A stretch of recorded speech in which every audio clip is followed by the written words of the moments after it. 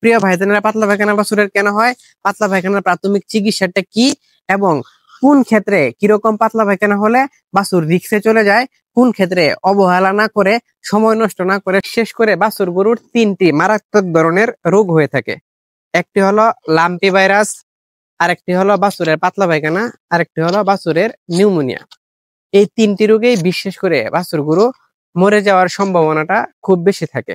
Lumpy রোগ প্রতিরোধের উপায় এবং লাম্পি রোগ হইলে কি চিকিৎসা দিতে হবে, এই বিষয়ে অলরেডি কাউকেয়ার গরুর যত্ন এই চ্যানেলে খুবই গুরুত্বপূর্ণ 2টা ভিডিও দেওয়া আছে।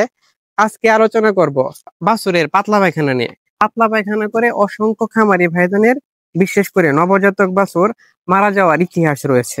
যিনারা বড় সড়ো করে খামার করেছেন কিংবা যিনাদের বাছুরটা পাতলা পায়খানায় মারা গেছে, তিনারাই মূলত বুঝে পাতলা পায়খানায় বাছুর কিভাবে মারা যায়।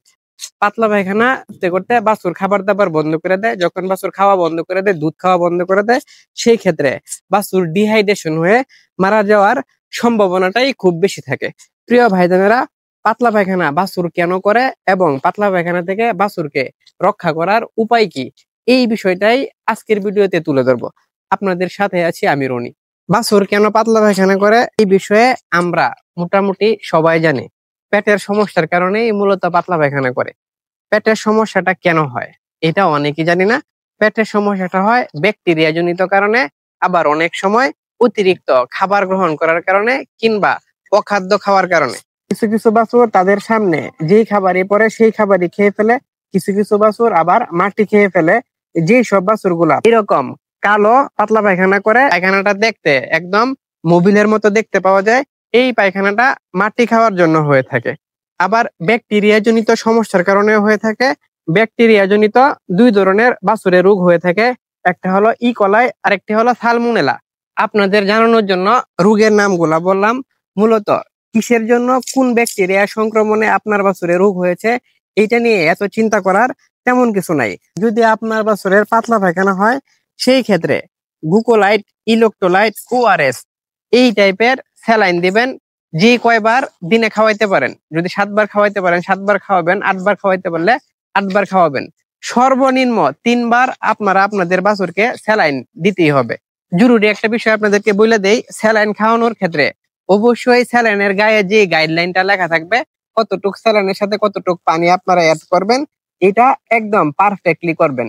অনেকে স্যালাইনের প্যাকেট অল্প একটু পানির সাথে বাছুরকে খেতে দেন, এটা সম্পূর্ণরূপে ভুল বিষয়। যেই স্যালাইনের গায়ে যতটুকু পানি দিতে বলে ততটুকুই পানি আপনারা ব্যবহার করবেন, কারণ এটা মারাত্মক ধরনের একটি রোগ। এই যে 3টা মারাত্মক রোগের কথা বলছিলাম, যেটা হলো লাম্পি ভাইরাস, পাতলা পায়খানা, নিউমোনিয়া, সবচেয়ে বেশি বাছুর মারা যায় লাম্পি রোগে, দ্বিতীয় সর্বোচ্চ বেশি বাছুর মারা যায় পাতলা পায়খানায়। তাই পাতলা পায়খানাটা গুরুত্ব সহকারে দেখতে হবে। বাছুরের পাতলা পায়খানা বন্ধ করার উপায়, এই যে একটু পূর্বে বললাম, গাইডলাইন অনুযায়ী কিংবা পরিসংখ্যান অনুযায়ী, প্যাকেটের গায়ে লেখা অনুযায়ী আপনারা বাছুরকে স্যালাইন দিবেন। পাতলা পায়খানা চলাকালীন সময় বাছুরকে অতিরিক্ত দুধ দিবেন না, একবারই দুধ দিবেন না, এটা আপনাদেরকে বলতেছি না। দিনে সর্বোচ্চ 2 বার দুধ খেতে দিবেন, পরিমাণে কম। কারণ পাতলা পায়খানা হয় মূলত ডাইজেশনের সমস্যার কারণে।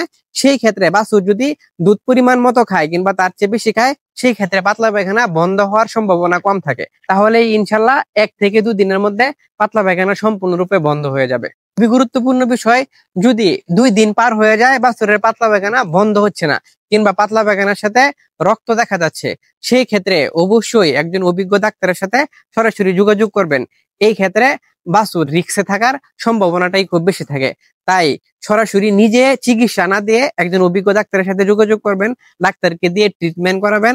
আশা করি আপনার বাছুর সুস্থ হয়ে যাবে। আশা করি আপনারা বুঝে গেছেন। ভালো থাকবেন, সুস্থ থাকবেন, কাউকেয়ার গরুর সাথে থাকবেন, আপনাদের রনি ভাইয়ের সাথে থাকবেন। আসসালামু আলাইকুম ওয়া রাহমাতুল্লাহি ওয়া বারাকাতুহু।